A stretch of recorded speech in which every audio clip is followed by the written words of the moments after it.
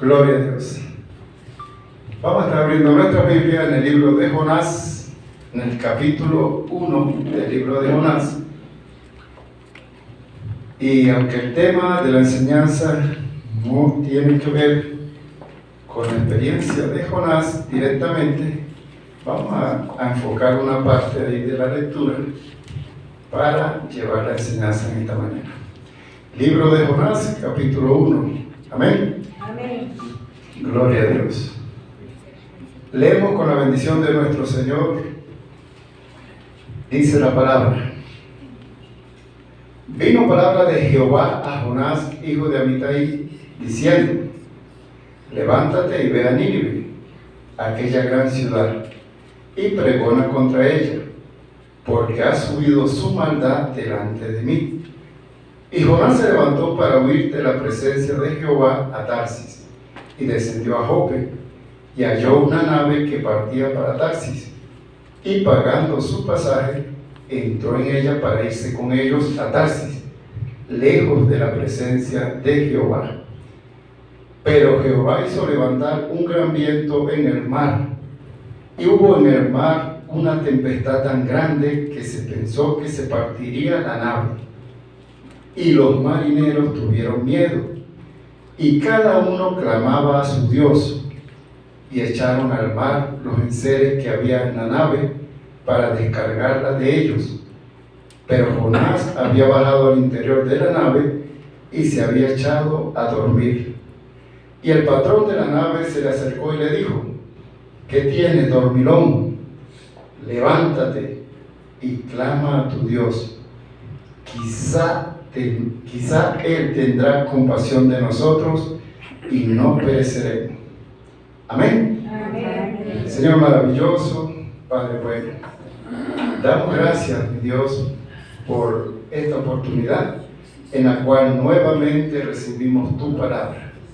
Rogamos, Señor, que tu palabra llegue, oh Dios, con bendición, con sabiduría de Dios a nuestros corazones, y que nosotros podamos comprender el mensaje, Señor, atender a tu voz, y se cumpla tu propósito en nuestras vidas. Esto lo pedimos en el nombre de nuestro Señor Jesucristo, y en Él te damos las gracias, buen Dios. Amén. Pueden tomar asiento, ¿ven? Gloria a Dios. El tema de la enseñanza en esta mañana: la oración a Dios.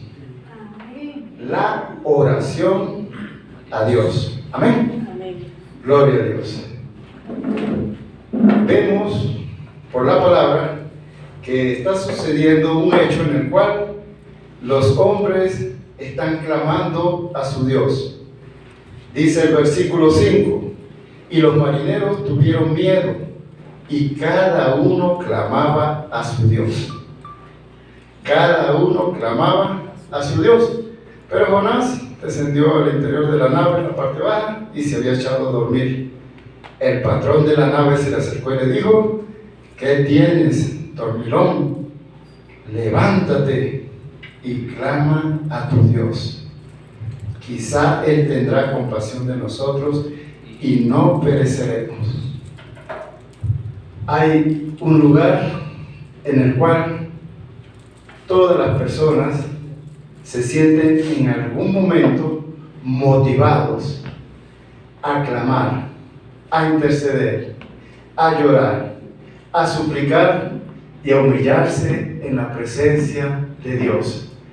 Ese lugar se llama la desesperación, el miedo, la impotencia, el sentirse que no puedo hacer nada y que mi vida corre peligro.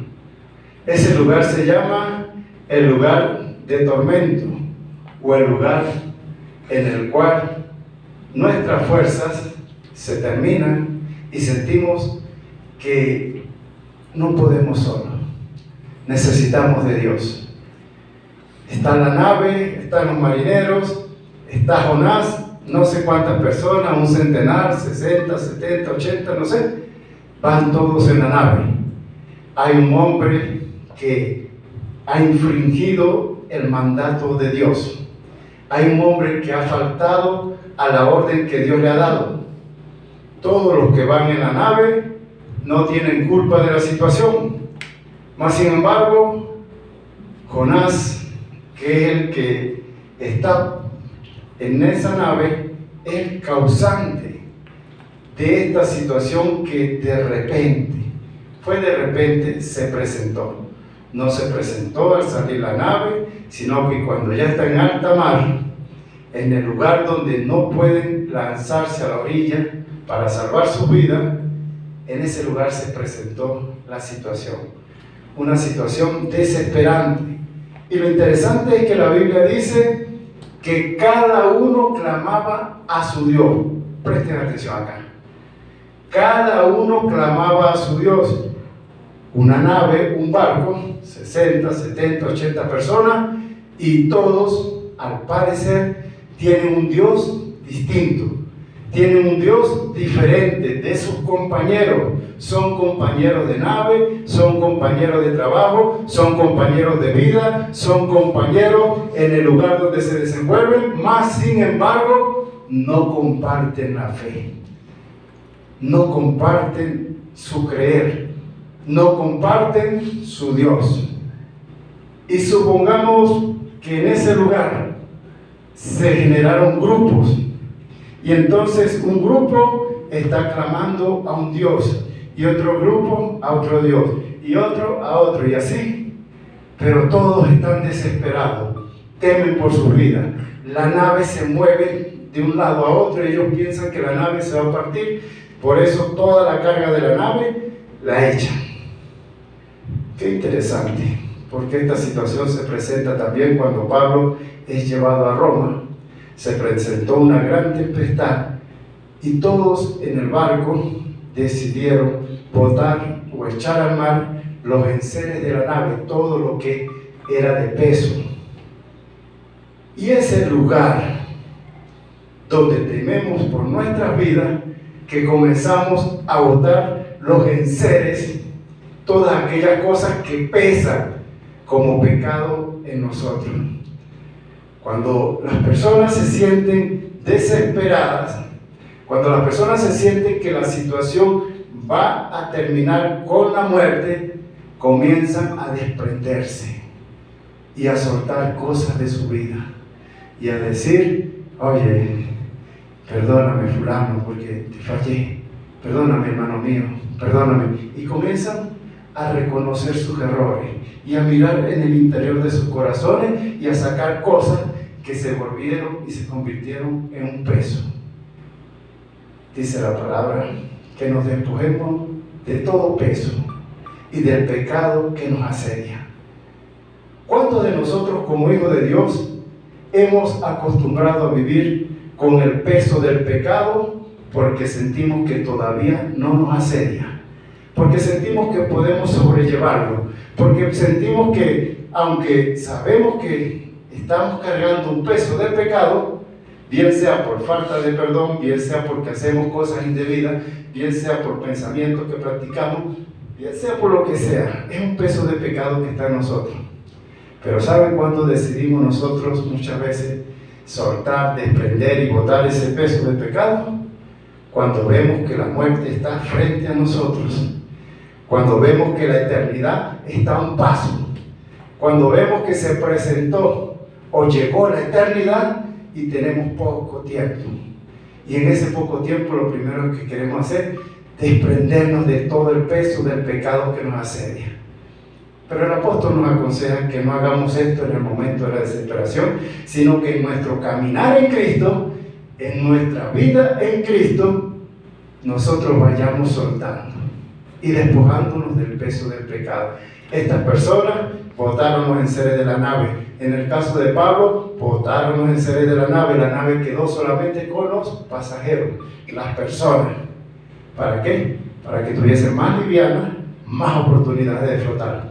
Vean este caso, cada uno clama a su Dios. Escuchen, usted y yo tenemos una nave, se llama familia, se llama hogar. Y en la nave de nuestra familia, cuando sucede un caso en el cual alguien está siendo afectado, cada uno clama a su Dios.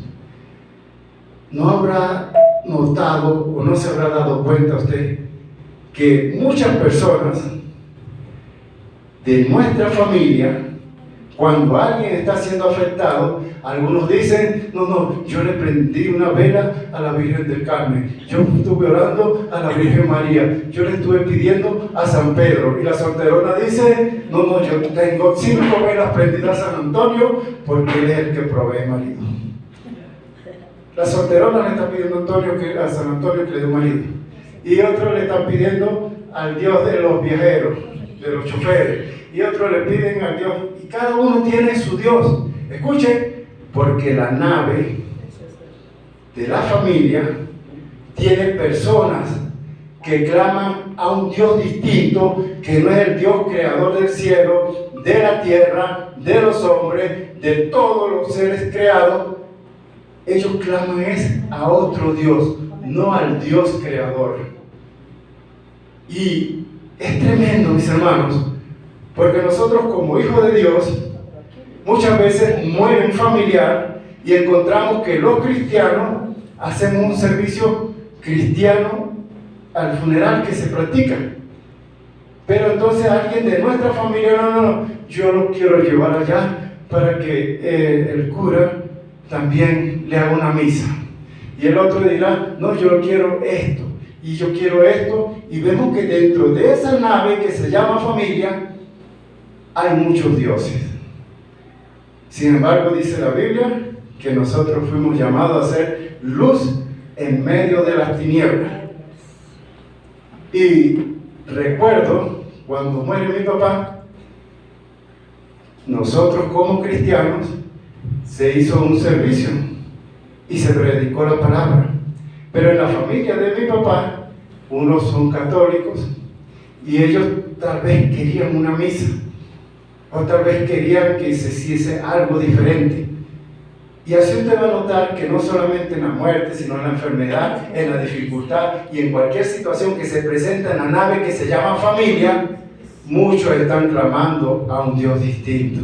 Pero escuche lo que dice el piloto de la nave, el capitán de la nave. Se acercó donde estaba Jonás, que está durmiendo, que no está clamando, que está indiferente a la situación, y le dice: levántate, dormilón, clama a tu Dios. Porque nosotros estamos clamando al Dios de nosotros y la situación se está empeorando.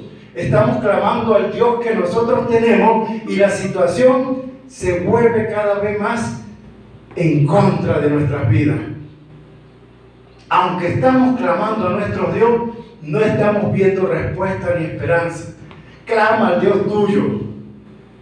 Y entonces sale Jonás de ahí, de ese lugar donde está durmiendo, y le dice: por causa mía ha venido esta situación.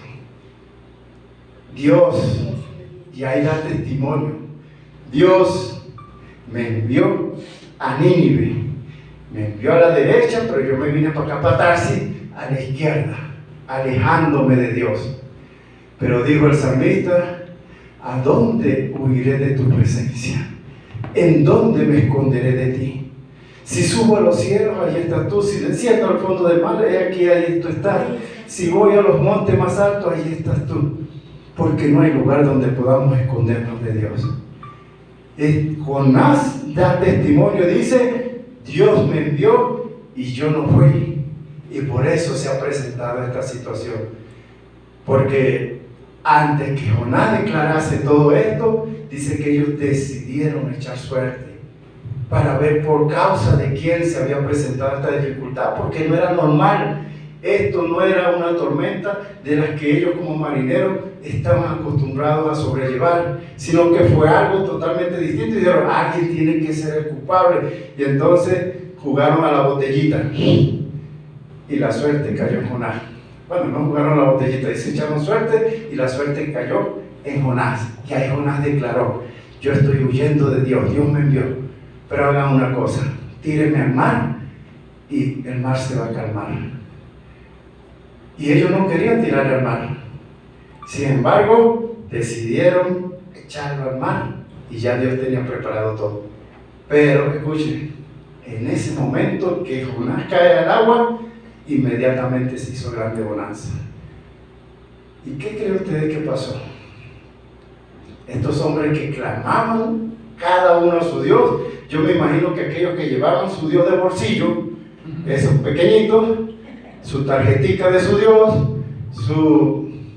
aquí su contra, su collar, dijeron: mi Dios no respondió. Pero el Dios de ese que tiramos al agua hizo que todo esto se calmase. Por lo cual, aquí va mi contra para el agua, y aquí va mi collar para el agua, y aquí va mi Dios de bolsillo para el agua, y aquí, y todos agarraron sus dioses y dijeron: ahora yo creo en el Dios de ese hombre que tiramos al agua, Jehová Dios. Amén. Qué interesante. Cuando nosotros como hijos de Dios clamamos a Dios, Dios responde, y los que están a nuestro alrededor, llámense familiares, se dan cuenta y dicen: el Dios de los evangélicos sí responde. El Dios de los cristianos sí responde. Porque yo me gasté $1000 en velas y San Benito no me quiso responder. Me gasté yo no sé cuántos saumerios y la del Carmen no me quiso responder. Y la María, y la del Valle, y la de yo no sé qué. Porque aparte de que tiene un montón de vírgenes, también tiene un montón de santos a los que ellos oran, a los que ellos claman, pero dice la palabra, ellos son obras de manos de hombre. Y los hombres no crean un Dios. Los hombres son creados por Dios. Los hombres no podemos hacer un Dios. Y el Dios que hagamos los hombres nunca responderá como responde Dios. Porque si un hombre con sus manos crea un Dios, como le dijeron a Pablo cuando estaba molesto con él, unos hombres que creaban vírgenes y estatuillas y templecillos, dijeron: no, ellos dicen que no son dioses los que nosotros hacemos con nuestras manos, y nosotros sí hacemos dioses con nuestras manos. Si el hombre crea un Dios con sus manos, quiere decir que ese Dios es inferior al hombre, por lo cual no le puede ayudar. El Dios que creó al hombre, que es nuestro Dios, el Dios creador del cielo, de la tierra, del universo, de los ángeles, de los seres celestiales, es el único y verdadero Dios. El Señor le dice a Israel, y nos dice hoy en la iglesia: oye Israel, Jehová tu Dios, Jehová uno es. Amén. Gloria a Dios. Nuestro Dios, que es Dios Padre, Dios Hijo, Dios Espíritu Santo, es un solo Dios. Aleluya. 3 personas, un solo Dios. Y es el Dios al cual usted y yo estamos llamados hoy a orar, a clamar, a interceder, a suplicar, a orar, a postrarnos, a humillarnos y a reconocerlo siempre como lo más grande. No habrá nada más grande que Dios. Clama a tu Dios para ver si Él no responde. Y Él dijo: es que no les va a responder, no puedo clamar, échenme a mar, porque yo vengo huyendo de Él. Pero los que salieron de esa nave, salieron creyendo en el Dios creador del cielo y la tierra. Su fe en sus dioses, a los cuales clamaron, esa fe la apartaron de sus dioses y vinieron al Dios verdadero, al Dios de Jonás. Y el Dios de Jonás les saca después de 3 días y les lleva a Nínive, donde él no quería ir. Allí fue el pez y lo vomitó, o lo expulsó, lo tiró a la orilla. ¿Para qué? Para que cumpliese la palabra de Dios. Ahora, la oración a Dios es el tema que nos ubica en esta mañana. Y entonces no vamos a hacer lo que hacen los que están en la nave de nuestra familia. Muchos están clamando a un Dios distinto. Nosotros clamaremos al Dios verdadero. Amén. Dice la palabra en Mateo capítulo 7, ubiquémonos ahí, porque es el Señor Jesucristo quien nos quiere enseñar acerca de algunos principios de la oración. No vamos a estudiar todos los principios de la oración, pero sí vamos a ver algunas cosas acerca de la oración. Y estos principios se enfocan con estas palabras de Jesús, Mateo 7:7. Él dice así: pedid y se os dará, buscad y hallaréis, llamad y se os abrirá. Nosotros todos conocemos estos versículos. El Señor dice: porque todo aquel que pide recibe, el que busca halla y el que llama se le abrirá.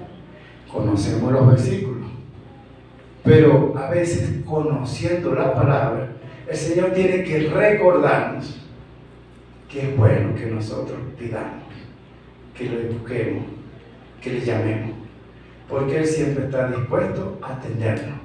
Él siempre está dispuesto a escuchar nuestras oraciones, y Él nos dice para animarnos: ¿qué hombre hay de vosotros que si su hijo le pide pan le dará una piedra? Si nosotros estamos pidiendo alimento, ¿usted cree que Dios nos va a lanzar unos cables para que comamos cables? ¿O que vamos a estar como ratón en ferretería, puras cosas ahí de metal? Y el Señor nos va a dar el alimento. Dice: y si le pide pescado, es decir, si un hijo nos pide pescado, le vamos a dar una serpiente. Y el Señor dice estas palabras que a mí me parecen bastante interesantes: pues si vosotros, siendo malos, sabéis dar buenas dádivas a vuestros hijos, cuánto más vuestro Padre que está en los cielos dará buenas cosas a los que le pidan.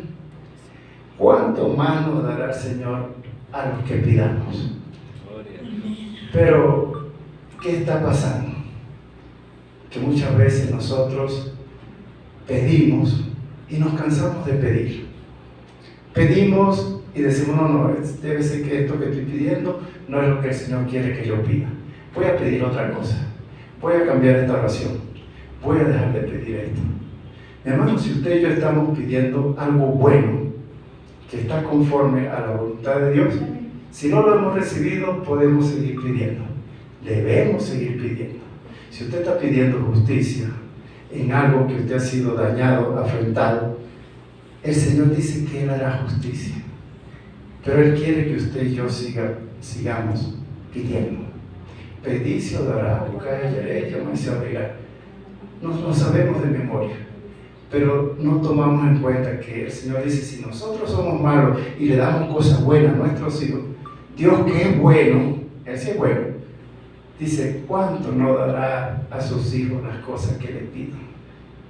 Si Él es bueno, ¿cuánto no hará por nosotros? ¿Cuánto no nos dará nuestro Señor? Porque Él es bueno. Nosotros que somos malos, nuestros hijos reconocen: oye, papá me dio esto, mamá me dio esto, y reconocemos la bondad de nuestros padres, y somos malos. Dios es bueno y nos va a dar mucho más de lo que nosotros como padres damos a nuestros hijos. Gloria a Dios. Pero ¿qué quiere el Señor? El Señor quiere que usted y yo seamos perseverantes, que seamos constantes, que no perdamos la fe. Colosenses 4:2 dice: perseverar en la oración, velando en ella con acción de gracia.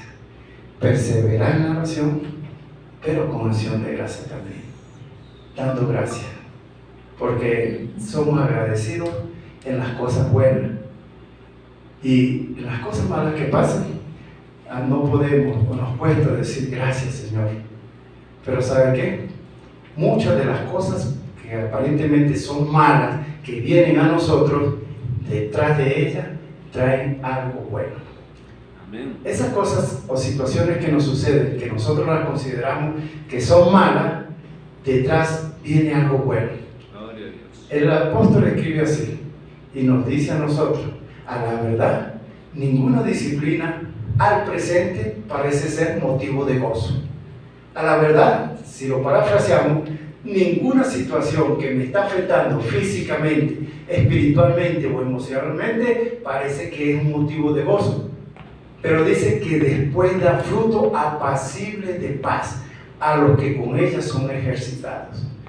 O sea que después que pasamos la situación, parece que viene algo que dice: oye, Señor, gracias. Si esta situación no me hubiese acontecido, tal vez yo no me hubiese apartado de esto otro. Si esta situación no hubiese llegado a mi vida, tal vez yo hubiese seguido viviendo esta vida, tal vez que mi importismo, que dice acá. Pero el Señor permite que vengan situaciones difíciles para que nosotros también velemos en oración. Mis hermanos, toda situación difícil, escuchen, toda situación que afecta nuestra salud o que afecta nuestra vida espiritual o que afecta a nuestra familia o que afecta a los que amamos, esa situación nos está gritando y nos está diciendo: ora a Dios, Amén. clama a Dios, vela en oración, sigue intercediendo, sigue buscando de Dios, sigue en la presencia de Dios. Y el Señor nos inquieta que nosotros perseveremos en estas cosas. Efesios capítulo 6, versículo 18, dice la palabra: orando en todo tiempo con toda oración y súplica en el Espíritu. Escuchen, y velando en ello con toda perseverancia y súplica por todos los santos. Orando en todo tiempo y perseverando. Orando y perseverando. Velando, dice, velando es que estemos pendientes siempre de seguir orando. ¿Por qué? Porque esto agrada al Señor. En Efesios nos está hablando de tomar la armadura de Dios. Y después que nos dice toda la armadura, dice: orando en todo tiempo con toda oración y súplica en el Espíritu, y velando en ello con toda perseverancia y súplica por todos los santos. Y por mí, dice, a fin de que al abrir mi boca me sea dada palabra para dar a conocer con denuedo el misterio del Evangelio. Oren también por mí. Gloria a Dios. Hermanos, Gloria a Dios. usted se imagina a un hombre que escribe y dice así: a la verdad, yo hablo lengua más que todos vosotros juntos, pero cuando estoy en la iglesia prefiero hablar pocas palabras con cordura, que se entienda, que 10,000 palabras en lengua.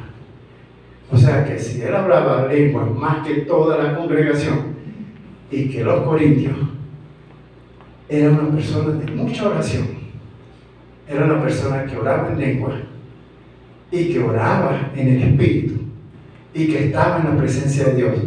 Pero ¿por qué ahí en Efesios 6, 18, 19, el versículo 19 dice, después que nos recomienda que oremos con perseverancia, con súplica, con ruego, nos dice: y oren también por mí? Y oren por mí. El hombre de oración dice: oren por mí. En el libro de Romanos capítulo 15, versículo 30, Pablo dice así: pero ruego, hermano, por la misericordia de Dios, os ruego, hermano, en el nombre, os ruego, pero por nuestro Señor Jesucristo y por el Espíritu Santo, os ruego, dice así, que me ayudéis. Mándeme $10,000, mándeme unos denarios, mándeme unas dracmas. No.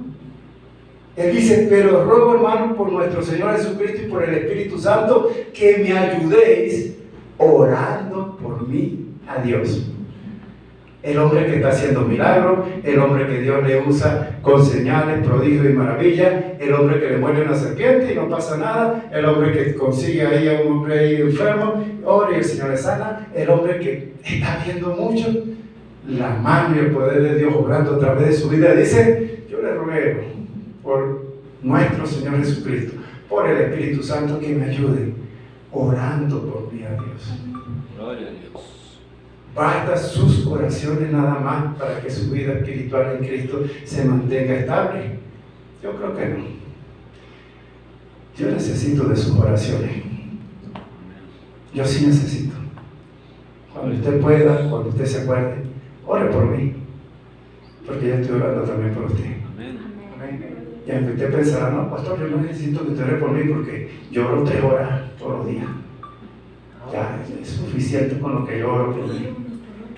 Pero Pablo, que oraba más que usted, que oraba más que yo, le dice a la iglesia, a los efesios: oren también por mí. Y le dice a los corintios: ayúdenme orando por mí. O sea, sí necesitamos a veces bajarnos del pedestal de la autosuficiencia y decir: yo también los necesito a ustedes. Yo necesito de sus oraciones. No es tanto lo que ustedes me den y lo que aporten para mí. Necesito más su oración. Gloria a Dios. Necesito más su intercesión. Gloria necesito más su ayuda espiritual. Y es lo que no terminamos de comprender cuando nosotros estamos creciendo en Cristo, que a medida que oramos, ayunamos, leemos y practicamos más la vida espiritual, nos sentimos más autosuficientes. Y de la autosuficiencia estamos montados en un lugar llamado gracia, que cuando más usted y yo nos sentimos autosuficientes, nos caemos de ahí. Aquellos que por las obras os justificáis, de la gracia se caen, dice la palabra. Entonces, bajemos al lugar de humildad, reconozcamos que así como Pablo dijo, usted y yo también necesitamos de la oración de nuestros hermanos. Orar los unos por los otros, nos dice la palabra. Y orar los unos por los otros es el deseo y el propósito de Dios que practiquemos como familia, como iglesia. ¿Por qué? Porque saliendo del entorno de nuestros familiares, que muchos de ellos todavía tienen su Dios, los que pertenecemos al cuerpo de Cristo, tenemos un solo Dios. Y ese Dios nos dice, oren los unos por los otros. Ayúdense unos a otros, orando unos por otros. Amén. Gloria a Dios. Entonces el Señor quiere, aspira y desea su perseverancia, su constancia en la oración. Amén. Gloria a Dios. En Lucas 18:1 dice, también le refirió una parábola acerca de la necesidad de orar siempre y no desmayar. La parábola de la viuda y el juez injusto. Esta viuda se acercaba ante el juez y le decía, hazme justicia de mi adversario. Y el juez no quiso por un tiempo, pero ella siguió insistiendo. Y el juez dijo así, aunque no temo a Dios, no le tengo temor a los hombres, sin embargo, porque esta viuda me es molesta, le voy a hacer justicia. Y el Señor Jesús dice así, escuchen, presten atención a lo que dijo el juez, va a hacerle justicia porque ya les molesta, porque viene de continuo. Y dice, ¿acaso se tardará Dios en hacer justicia a sus hijos que claman a Él? ¿Cuándo? Los días domingos a las 9. ¿Acaso se tardará Dios en hacer justicia a sus hijos que claman a Él cuando están viviendo una situación difícil nada más?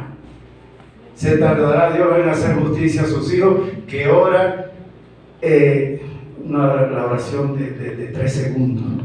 Gracias por este día, amén. ¿Acaso se tardará Dios en hacer justicia a sus hijos que claman a Él? Dice día y noche. Se despertó, Señor, acuérdate, estoy orando por esto.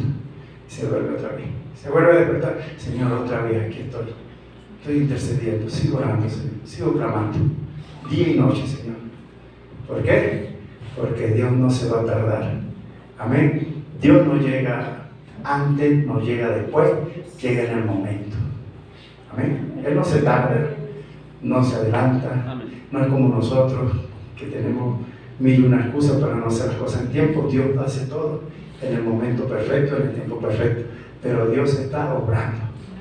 Dice la canción, aunque usted y yo no lo podamos ver, Dios está obrando. La oración nos ayuda a ver y entender cosas que no las vemos naturalmente. Nos ayuda a ver y a comprender cómo Dios quiere obrar, cómo Dios está obrando. Dice la palabra en Segunda de Reyes, capítulo 6, versículo 17.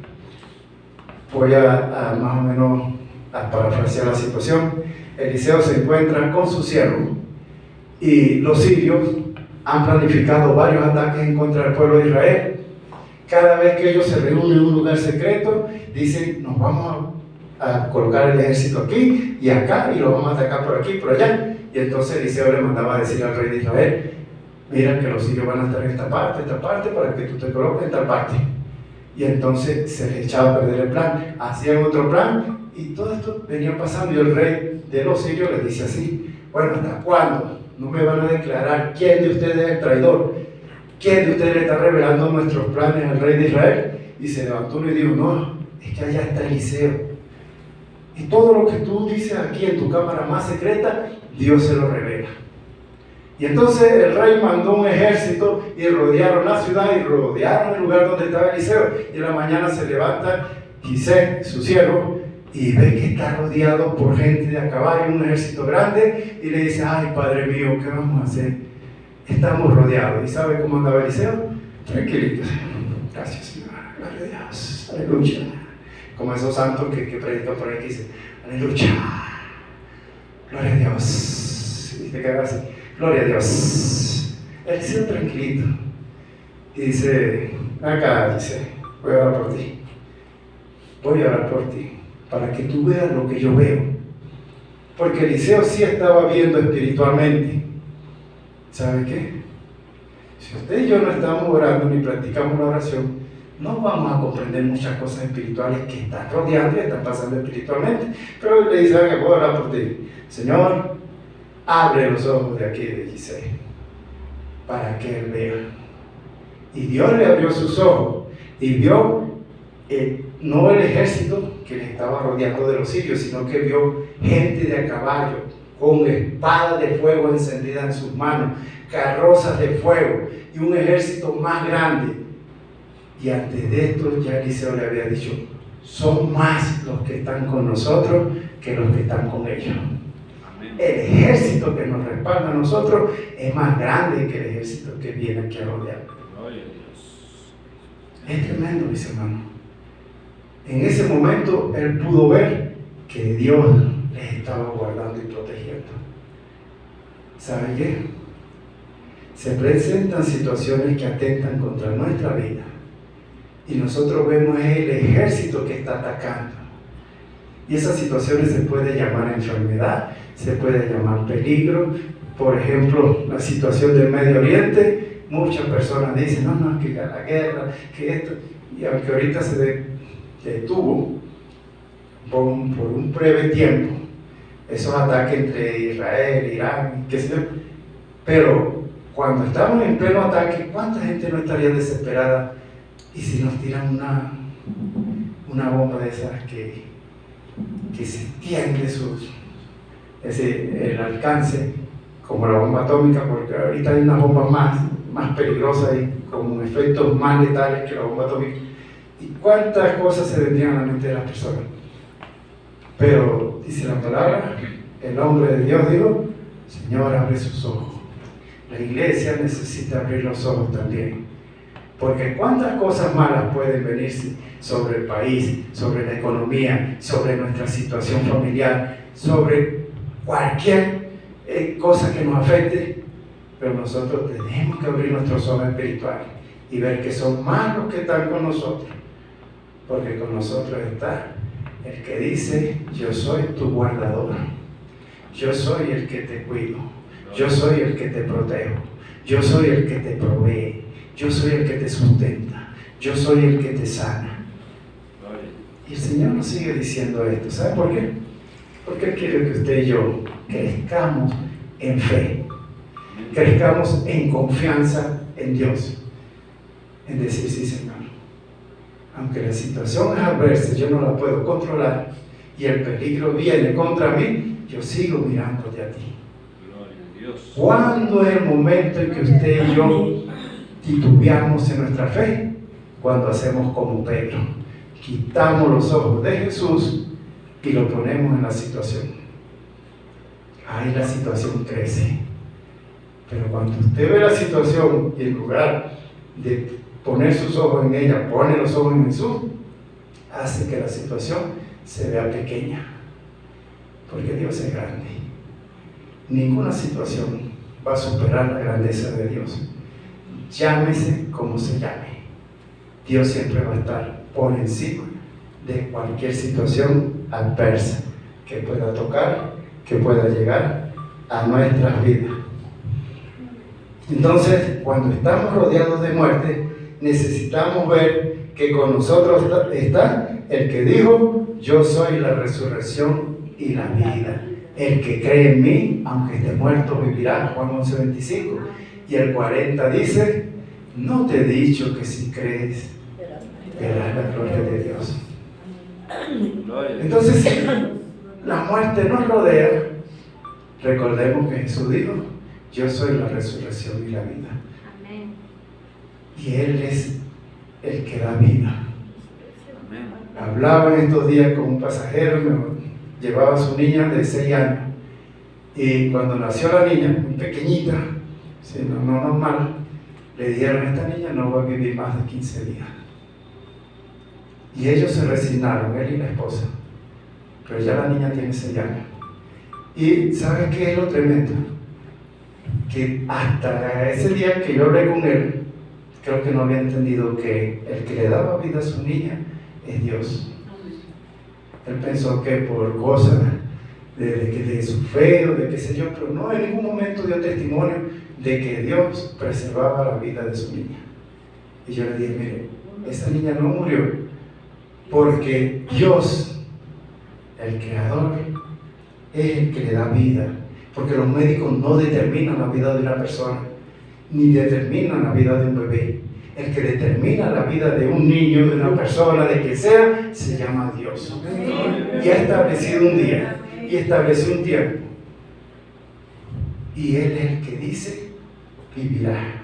Y Él es el que dice que va a morir también. Pero los hombres no pueden determinar, ni nosotros podemos agarrarnos de lo que digan los hombres. Por mucha ciencia y por mucho conocimiento y por mucha grandeza en sus estudios que tengan, nosotros no podemos decir: el médico dijo que se muere el día 25 a las 4 de la tarde y tiene que morirse a las 4, y si no se muere, pues le meto un tiro. Porque el médico dijo. No, mis hermanos, el que da vida es Dios, y el que nos tiene con vida es Dios, y el que nos da fuerza es Dios. Y este aire que respiramos, dice que Él se lo da a los justos, pero también se lo da a los injustos. Y el alimento no solamente dice: ah, no, a mis hijos les voy a proveer alimento tipo A y a los mundanos el tipo D. No, a veces ellos se comen el tipo A y nosotros el tipo D, pero seguimos viviendo. ¿Por qué? Porque Él dice que su sol es para los buenos, los malos, los justos, los injustos. Y su vida y sus bendiciones es para todos los seres creados. Que muchos reconocemos que Dios es el que nos da las cosas y muchos no lo reconocen. Pero ellos también llegará el momento que se presentarán ante Dios y darán cuenta por reconocer o desconocer la grandeza de Dios. Gloria a Dios. Entonces, la oración es una fuente inagotable de bendiciones para nosotros, mis hermanos. Fuente inagotable, abre puertas. Cuando nosotros decimos: pedid, se os dará, buscad, hallaréis, llamad, se abrirá, es a través de la oración que se abren puertas para nosotros. Ahora bien, en Apocalipsis 3:18, al final del versículo, el Señor dice así: cuando no estamos viendo las cosas que Dios está haciendo, dice: unge tus ojos con colirio para que veas. Unge tus ojos con colirio para que veas. ¿Sabes cuál colirio necesita usted para ver? Se llama palabra de Dios. Usted está viendo la situación y no quiere ni siquiera leer la palabra. Está viendo la situación, no quiere escuchar la palabra, y el Señor dice: pero unge tus ojos con colirio. Llena tus ojos de la palabra. A medida que vayas llenando tus ojos con la palabra, se va esclareciendo tu vista, se va agrandando tu fe, porque la fe viene por el oír por la palabra. O sea que la palabra hace un efecto de que en nuestra desesperanza nazca una esperanza. Cuando más desesperados estamos, necesitamos más de la palabra, porque la palabra va a hacer que nazca la esperanza. Ahora permanecen la fe, la esperanza y el amor, dice 1 Corintios 13:13. Entonces, fe, esperanza y amor. Esa esperanza va a crecer solamente con la fe. Y la fe va a crecer solamente con la palabra. Unge tus ojos con colirio para que veas. Necesitamos siempre, en los momentos más desesperados, con amor, no con desesperación, decir: Señor, voy a entrar en tu palabra. Quiero entrar en tu palabra. Porque si usted entra con desesperación, tal vez va a leer como lee la persona del mundo. Pero si entra con fe, diciendo: Señor, háblame, yo quiero oír. El Señor siempre va a tratar con nosotros, nos va a dar fuerza para soportar cualquier situación. La oración es un canal de paz que nos ayuda a tener paz en medio de la tormenta. Como dice ese coro también, que puedes tener paz en medio de la tormenta. Filipenses 4, 6 y 7 dice: por nada estéis afanosos, sino que sean conocidas vuestras oraciones y peticiones delante de Dios con acción de gracia. Por nada estemos afanosos, pero siempre nos toca. El momento difícil produce afán. Pero el Señor dice: bueno, en medio de ese afán, sean conocidas tus oraciones, tus ruegos, tus peticiones con acción de gracia. Y la paz de Dios, que sobrepasa todo entendimiento, dice: guardará vuestros corazones y vuestros pensamientos en Cristo Jesús. ¿Sabe qué? Para poder tener paz en la tormenta necesitamos que nuestros pensamientos estén en Cristo Jesús. Si nuestros pensamientos están en la tormenta, no hay paz. Si los pensamientos los sacamos de la tormenta, los ponemos en Jesús, sentimos ese poquito de paz. Y dice: ay, Señor, gracias. Cuando pienso en ti, parece que esta carga se me hace como más liviana. Mire, imagínese que usted en medio de su problema está cargando algo muy pesado, pero en el momento que comienza a meditar y sus pensamientos están en Cristo Jesús, es como que Jesús agarra parte de su carga y le dice: ay, me siento más livianito. Pero es que Jesús agarra ahí esa parte de la carga. Necesitamos que nuestros pensamientos siempre se fijen en Cristo para poder llevar la carga y el peso que nos está en un momento agobiando. Gloria a Dios. Ahora bien, la oración a Dios, a nuestro Dios, nos da protección en medio de los peligros. Dice la palabra que Nehemías está reconstruyendo los muros de Jerusalén, están conspirando contra él, contra el pueblo. Y dice Nehemías 4, 8 y 9: y conspiraron todos a una para venir a atacar a Jerusalén y hacerle daño. Entonces oramos a nuestro Dios, al único Dios. Oramos a nuestro Dios y por causa de ello pusimos guarda contra ellos de día y de noche.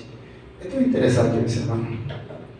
Situaciones adversas, oramos, pero dice que por esa situación adversa ponemos guardias también, o sea, estamos pendientes. Oramos, pero estamos pendientes. Amén. ¿Por qué? Porque ellos no dijeron: no, vamos a orar y echémonos a dormir. No, oraban y tenían guardias de día y de noche pendientes de los enemigos. Los enemigos que nos rodean de día y de noche pueden atacar, porque hay un mundo espiritual. Y nosotros a veces dejamos de estar pendientes de ese mundo espiritual. Entonces el Señor nos dice, o nos recuerda hoy: estás orando, pero sigue velando, sigue estando pendiente. ¿Y la situación? ¿Cómo está la situación? Bueno, sigo orando, sigo orando y sigo orando. Oramos a nuestro Dios. El Salmo 91 todos lo conocemos. Bueno, la hemos leído, tal vez no lo sabemos de memoria, pero comienza diciendo: el que habita el abrigo del Altísimo morará bajo la sombra del Omnipotente. Diré yo a Jehová: esperanza mía, castillo mío, mi Dios, ¿en quién confiaré? Dice: Él te librará del lazo del cazador, de la peste destructora. Con sus plumas te cubrirá, debajo de sus alas estarás seguro. Escudo y adaga es su verdad. No temerás el terror nocturno, ni saeta que vuele de día, ni pestilencia, ni mortandad que en medio del día destruya. Caerán a tu lado 1000, 10,000 a tu diestra, mas a ti no llegarán. ¿Sabe por qué? Porque has puesto tu confianza en Dios, en el Altísimo. Dice: no te sobrevendrá mal ni plaga tocará tu morada. Busquemos un momentico el Salmo 91 y leamos los dos últimos versículos, porque yo no me lo sé tampoco de completo, pero los dos últimos versículos yo quisiera que usted los guarde también ahí en su corazón.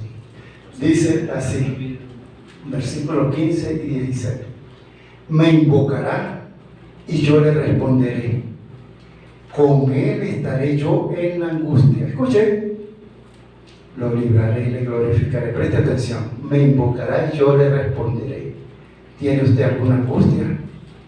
¿Algo que está angustiando su alma?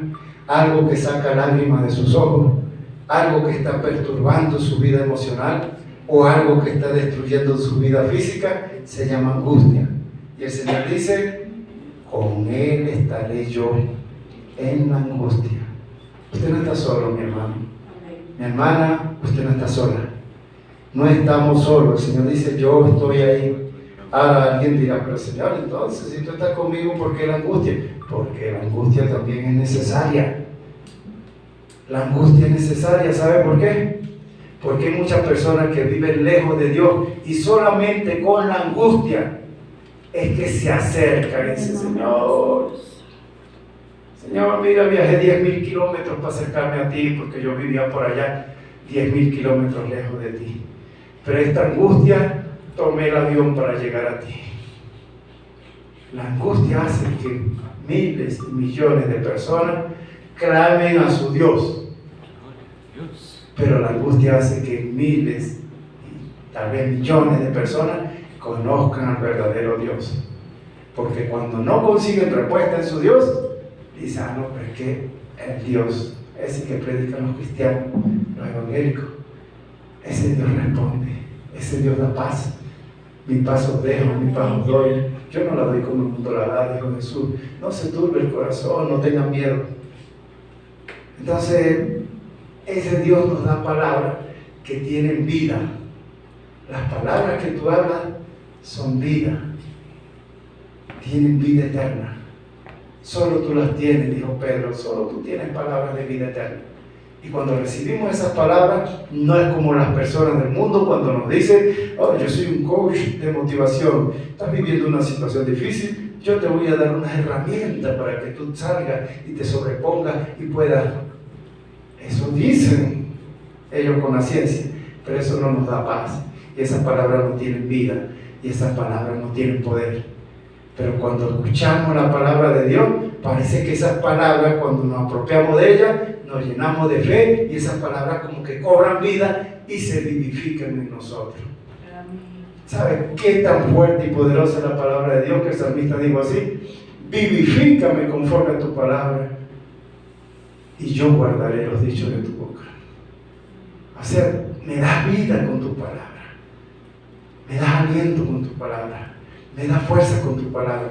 ¿Por qué no siento fuerza cuando los soldados me animan, cuando los sirvientes me animan, cuando los esclavos me dan palabras de ánimo? Tal vez diría así el rey, no siento fuerza porque esas palabras no tienen vida, pero la palabra de Dios es viva y es eficaz, tiene vida y permanece para siempre. Todas las cosas pasarán, pero su palabra no pasará. Amén. Gloria a Dios. A Dios sea la gloria también por su palabra. Amén. Gloria a Dios. La oración es un camino que nos conduce también a la manifestación del poder de Dios, a la comunión con Dios. En Hechos capítulo 4, las personas están comenzando a predicar el Evangelio. Pedro está comenzando también a llevar el Evangelio a muchas almas. Y se levanta un grupo porque quiere destruirle. Y le dice, no hablen de Jesús, no hablen en ese nombre. Y los amenazan. Y escuchen lo que ellos dicen. Capítulo 4, versículo 29 al 31 dice, y ahora, Señor, mira sus amenazas y concede a tus siervos que con todo denuedo hablen tu palabra. Necesitamos, mis hermanos, tener denuedo, tener entusiasmo para hablar la palabra de Dios. Y ellos dijeron en oración, mientras extiende tu mano para que se hagan sanidades y señales y prodigios mediante el nombre de tu santo Hijo Jesús. Cuando hubieron orado, el lugar en que estaban congregados tembló y todos fueron llenos del Espíritu Santo. Escuchen lo que hacían después que fueron llenos. Y hablaron con denuedo la palabra de Dios. Mi amada, mi amado, si a usted le cuesta hablar la palabra de Dios, y siente que su boca está como un candado muy fuerte, que usted tiene que meter una llave muy grande para que se abra y hable la palabra de Dios, quiere decir que necesitamos hacer esta oración. Señor, concédenos que podamos hablar con denuedo, con entusiasmo, con firmeza tu palabra. Y extiende tu mano para que cuando nosotros estemos predicando, el Espíritu Santo obre en las personas, los convenza de pecado, justicia, de juicio. Tú hagas señales, milagros, prodigios, maravillas. Extiende tu mano, Señor, pero yo voy a seguir testificando de ti. Yo voy a seguir diciendo: Cristo salva, Cristo sana, Cristo bautiza, Cristo da poder, Cristo nos da perdón de pecados, salvación, vida eterna. Necesitamos seguir testificando de Cristo.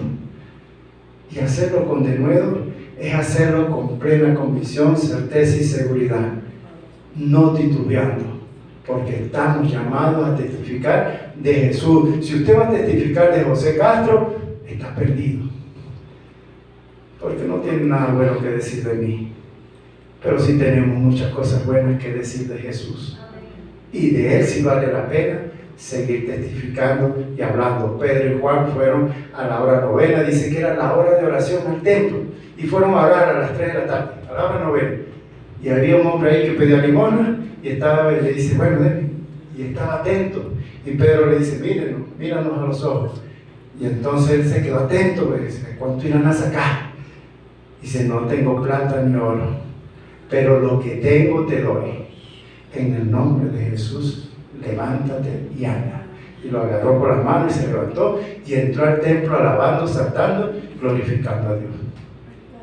Esas cosas pasan, esas cosas siguen pasando, y se está predicando hoy en la radio, en la televisión, en el YouTube y en todos los medios, que ya Jesucristo no necesita sanar a nadie, que ya Jesucristo no necesita hacer milagros, que ya Jesucristo lo que iba a hacer lo hizo, y nosotros simplemente estamos llamados a creer. Pero en ninguna parte de la Biblia dice que Él no puede hacer en este tiempo. En ninguna parte en la Biblia usted va a conseguir un versículo que diga que Jesucristo, los milagros, señales y prodigios que hizo ayer, y lo que hizo en los apóstoles, y en la iglesia del libro de los Hechos, y lo que hizo cuando los apóstoles salieron al ministerio, ya esas cosas no las hace hoy. Mis amados, Cristo sigue sanando, Cristo sigue salvando, Cristo sigue perdonando pecados.